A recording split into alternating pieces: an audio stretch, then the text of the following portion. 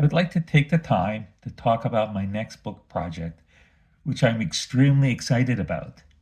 Over the past 4 years, I've worked on a memoir that covers my family's history and my experience growing up with parents who are Holocaust survivors.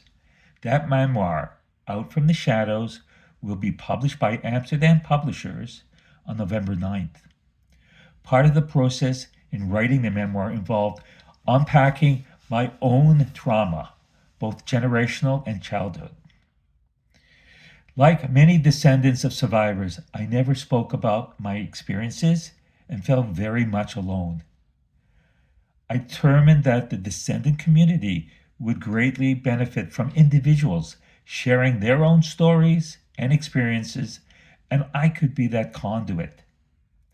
That was the genesis of The Hidden Victims, a book that will describe the impact of intergenerational trauma.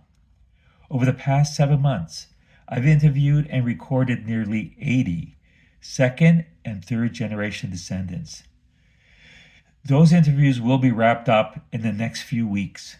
I plan to use the participants' own words to identify common threads in the descendant community. Here are some of the demographics of the people I've been speaking to. 80% of the participants are second generation. 75% are American, and 70% are women. The age range goes from 22 to 78. So what have I learned? Here are some of the observations that I've made so far. One, participants incur different forms of trauma which were or are next to impossible to separate out. For example, people may have experienced generational trauma, but also physical abuse or sexual abuse. Many survivors did not speak about their experiences during the Holocaust, either to shield their children from such painful stories or to protect themselves from remembering those stories. Although some opened up later in life, when children weren't told, it created a lifelong pursuit to find out. Some survivors were too open and ended up traumatizing their children. Child survivors incurred additional trauma because their education and social development were stalled or frozen in time. So a 12-year-old separated from their parents would remain a 12-year-old emotionally. They also failed to fully develop parental skills because they were often separated from their own parents. Survivors were loving, sometimes smothering, but at the same time distant and uninvolved parents. Some survivors lost their families and quickly remarried and had families after liberation.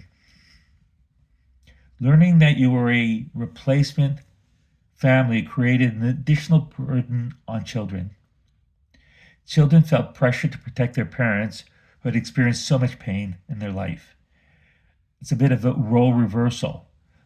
They also felt pressure to be the good child. Descendants can have rocky relationships with spouses and children. Some women married very young to escape oppressive homes into very short-lived dysfunctional marriages. Nearly every participant described how they were traumatized by the attack on Israel on October 7th. Everyone commented that they were glad that their parents were no longer around to witness what could be best described as another pogrom. I look forward to completing the interview phase and moving on to the writing phase of this project.